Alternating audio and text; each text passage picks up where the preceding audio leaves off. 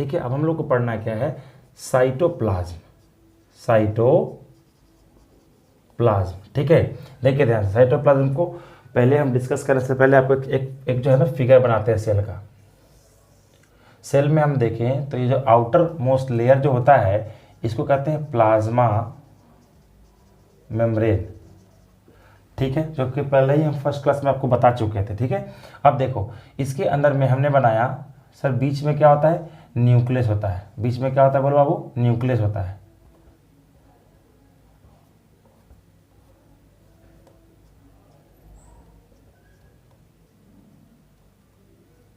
Nucleus हो गया, ठीक है। इसके अंदर में क्या होता है, न्यूक्लियोप्लाज्म होता है, ठीक है, धागा ऐसा स्ट्रक्चर होता है, हम न्यूक्लियोलस बता दिए, ठीक है। अब देखो आगे यहाँ क्या है कि सर प्लाज्मा मेम्ब्रेन के अंदर क्या होता है और न्यूक्लियस के बाहर, प्लाज्मा मेम्ब्रेन के अंदर और न्यूक्लियस के बाहर एक जो बाबू कोलाइडल सॉल्यूशन प्रेजेंट है। एक क्या होता है बोलो बाबू, एक कोलाइडल सॉल्यूशन प्रेजेंट है। इसी सॉल्यूशन को कहते हैं साइटोप्लाज्म। इसी को क्या कहते हैं बोलो बाबू, साइटोप्लाज्म, ठीक है, साइटोप्लाज्म। अगर हम इसको थोड़ा सा और हम सिर्फ इसको देखना चाहें, साइटोप्लाज्म को देखना चाहें तो देखिए जरा गौर से समझिएगा। अगर हम साइटोप्लाज्म को सिर्फ कर रहे हैं, हम क्या कर रहे हैं बाबू बोलो, हम जो है साइटोप्लाज्म को सिर्फ यहाँ पे मैंने ड्रॉ किया है राउंड से, ठीक है।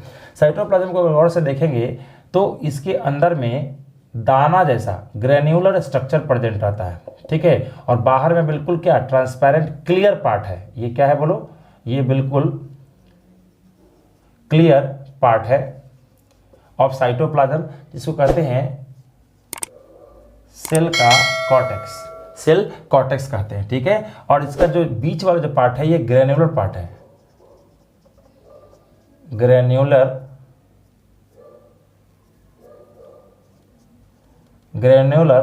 पार्ट है। इसको कहते हैं इंडोप्लाज्म। और ये क्लियर पार्ट सेल कॉर्टेक्स का हो या फिर क्या कहो, इक्टोप्लाज्म कहिए, कोई तकलीफ नहीं है। ध्यान रखिएगा, इसका मतलब क्या हुआ सर, क्या आप बताए क्या कि साइटोप्लाज्म दो चीज से बना हुआ है। एक है क्या आउटर पार्ट क्या है इक्टोप्लाज्म, और अंदर वाला पार्ट क्या है इंडोप्लाज्म। बिल्कुल आप सही समझे। साइटोप्लाज्म बराबर आप लिख सकते हैं इक्टोप्लाज्म प्लस व्हाट, इंडोप्लाज्म, कोई तकलीफ नहीं है। साइटोप्लाज्म बराबर क्या हो गया, इक्टोप्लाज्म प्लस क्या होगा बोलो बाबू, इंडोप्लाज्म। यहां तक समझ में आगे क्या बोल रहे हैं, इक्टोप्लाज्म और इंडोप्लाज्म आप देख रहे हैं, इसी को कहते हैं साइटोसॉल। क्या कहते हैं बोलो बाबू, साइटोसॉल। क्या कहते हैं बोलिए, साइटोसॉल। साइटोसॉल में दो पार्ट प्रेजेंट होता है। साइटोसॉल के बारे में अगर बात करें तो ये जो है ये एक्वस ग्राउंड सबस्टांस है, ये जो पूरे के पूरे क्या साइटोप्लाज्म में फैला हुआ है, ठीक है। पूरे के पूरे साइटोप्लाज्म को एक साथ क्या कहा गया, साइटोसॉल। तो इसीलिए कह दिए एक्वस है, लिक्विड टाइप का होता है, और ग्राउंड मतलब पूरे के पूरे फैला हुआ है क्या साइटोप्लाज्मिक पार्ट पर, ठीक है। इसीलिए कह दिए क्या एक्वस ग्राउंड सबस्टांस है। अगर आपसे कोई पूछे कि साइटोसॉल में क्या क्या प्रेजेंट रहता है, तो सबको पता है कि साइटोसॉल में एक तो सेल ऑर्गेनेल्स प्रेजेंट रहेंगे, ठीक है। क्या रहेगा बोलो बाबू, सेल ऑर्गेनेल्स, जो आगे चल के हम लोग पढ़ेंगे 1 बाय 1। सेल ऑर्गेनेल्स प्रेजेंट रहता है, और क्या साथ में प्रेजेंट रहता है, और उसमें हो जाएगा स्टार्च है, बायोमोलिक्यूल्स, स्टार्च हो गया, विटामिन हो गया, आयंस हो गए, हार्मोन्स हो गए, एमाइनो एसिड्स हो गया, इसी को कहते हैं प्रोटीन हो गया।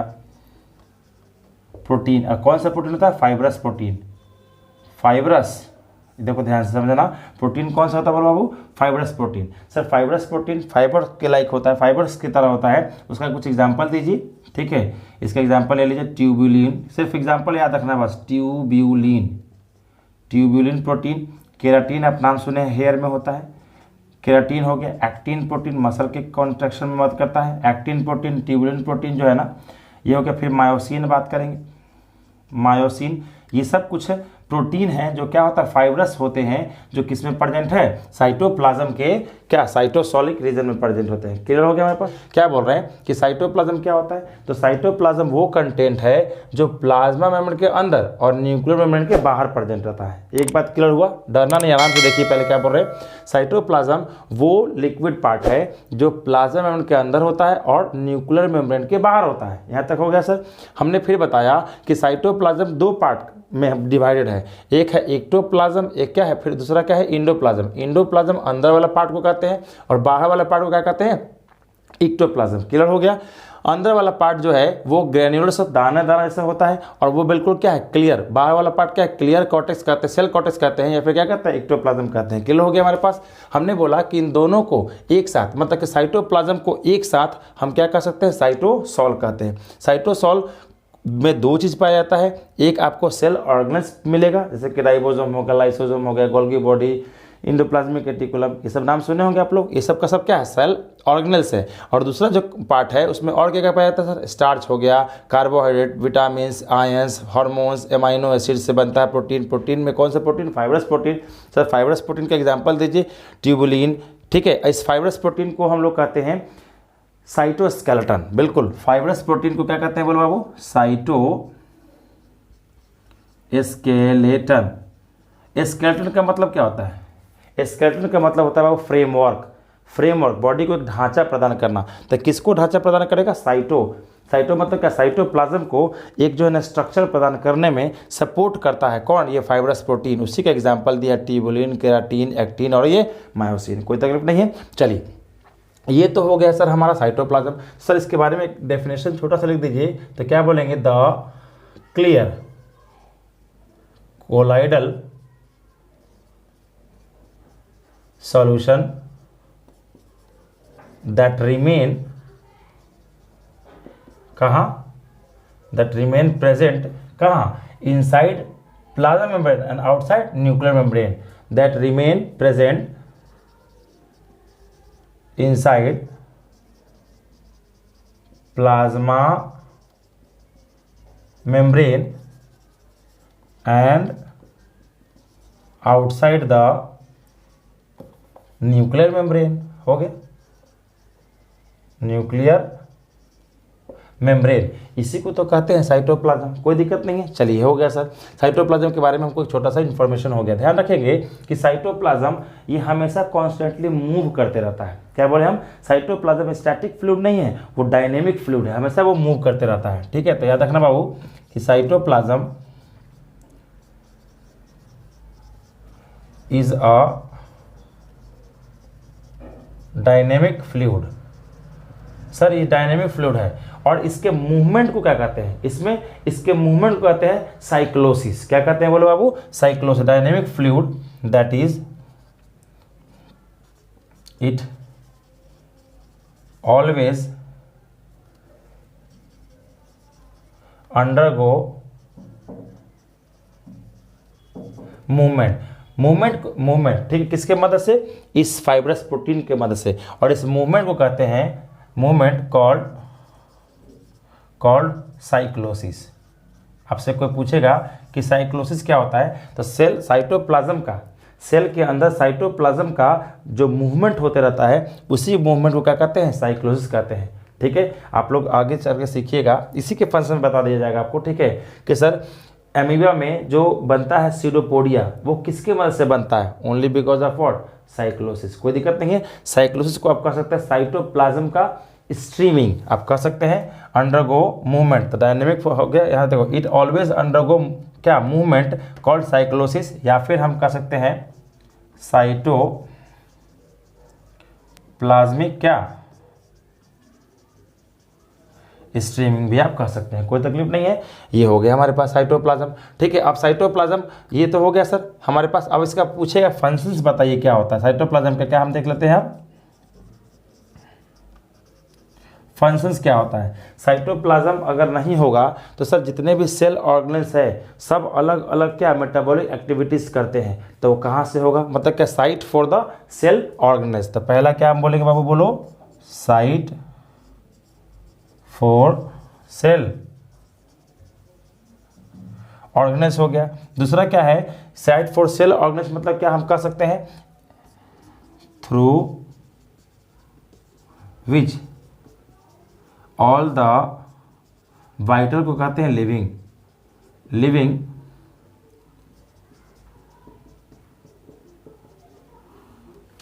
Activities are perform. ठीक है, सेल ऑर्गेनेल्स वो होते हैं जिसके थ्रू जितने भी वाइटल एक्टिविटीज़ है ना सेल के अंदर में परफॉर्म होते हैं। ये हो गया साइटोप्लाज्म का पहला फंक्शन।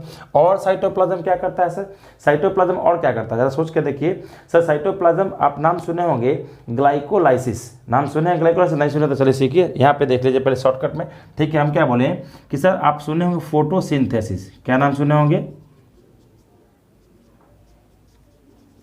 पहले समझिए इसको। ठीक है, फोटोसिंथेसिस में क्या होता है कि ग्लूकोज बनता है। क्या बनता है बोलो बाबू, ग्लूकोज बनता है। सबको पता है कि 6 मॉलिक्यूल चाहिए होता है CO2 प्लस 6 मॉलिक्यूल चाहिए होता है H2O, फिर यहाँ लिखते थे सनलाइट, ठीक है, और यहाँ पे क्या लिखते थे, क्लोरोफिल। ठीक है, और ये बनता था हमारे पास क्या, C6H12 और क्या O6, ये बनता था ना, इसी को आप कहते थे ग्लूकोज।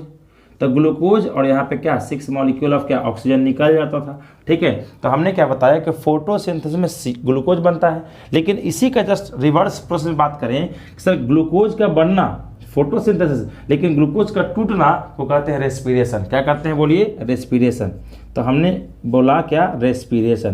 तो रेस्पिरेशन में क्या होगा, आपने बोला सर कि ग्लूकोज टूटेगा, तो देखो बाबू ग्लूकोज हम लिख रहे हैं, ग्लूकोज जो है वो टूटेगा किस में, ATP में, एनर्जी में। यहाँ लिख देते हैं, इक्वेशन के रूप में ही बनाते हैं। ठीक है, तो बताइए C6H12 O6 और क्या चाहिए बाबू बोलो, 6O2 और क्या टूटेगा, 6CO2 में टूटेगा, प्लस 6H2O टूटता है, और साथ में 38 ATP जो भी हो, ATP हम सिर्फ लिखते हैं, energy in the form of ATP release हुआ। हो गया। तो सर आप ये क्यों बता रहे हैं, बता क्यों नहीं, समझिए क्यों बता रहे हैं सर।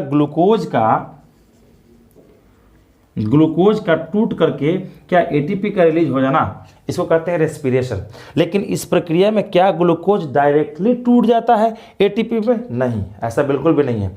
ध्यान से, इसका मतलब कुछ होता है सर, पहले ग्लूकोज जो है वो टूटता है पायरुविक एसिड में, किसमें, पायरुविक एसिड। फिर से वही कॉन्सेप्ट, पायरुवेट लिखेगा तो टेंशन नहीं है, एक हाइड्रोजन हट जाएगा तो पायरुवेट हो जाएगा सर।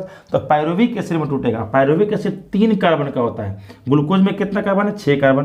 ग्लूकोज में कितना कार्बन है, 6 कार्बन। तो जरा खुद कॉमन सेंस लगाइए कि एक मॉलिक्यूल ग्लूकोज में 6 कार्बन, तो 6 कार्बन वाला एक मॉलिक्यूल टूटेगा तो कितना मॉलिक्यूल बनेगा पायरुविक एसिड का, सर पायरुविक एसिड में 3 कार्बन है, तो 6 कार्बन से अगर 3 कार्बन बनाना है तो अब इसके बाद 2 मॉलिक्यूल। इसका मतलब क्या सर कि ग्लूकोज पहले एक मॉलिक्यूल जो है 2 मॉलिक्यूल किस में टूटता है, पायरुविक एसिड में टूटता है, और ये पायरुविक एसिड फिर इंटर करता है किसमें, माइटोकॉन्ड्रिया में जाएगा।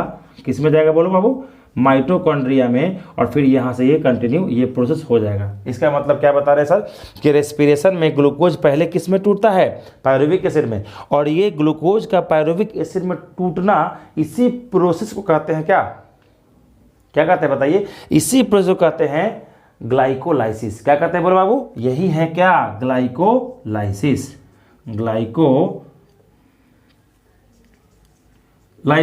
और ये ग्लाइकोलाइसिस कहाँ होता है, ये होता है साइटोप्लाज्म में। इसीलिए देखो, एक नेक्स्ट फंक्शन को बताने के लिए आपको हम इतना बताए हैं। ठीक है, चलो आगे बात करते हैं। तो यहाँ पर समझ में आ गया सर कि ग्लाइकोलाइसिस कहाँ होता है, तो ओनली इन साइटोप्लाज्म। तो क्या बोलेंगे, साइट फॉर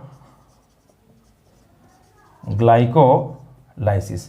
कोई तकलीफ नहीं है, ग्लाइकोलाइसिस का ये साइट होता है क्या, बोलिए, साइटोप्लाज्म। ठीक है, अब हम आगे बढ़ते हैं। अब हम लोग क्या सीखने वाले हैं, सेल ऑर्गेनेल्स। क्या सीखेंगे बाबू बोलो, सेल ऑर्गेनेल्स क्या होता है। ठीक है, और कौन कौन सा सेल ऑर्गेनेल्स है, और उसके बारे में कंटिन्यू आगे बढ़ेंगे। ठीक है, चलो आगे बढ़ते हैं, चलेंगे चर्चा।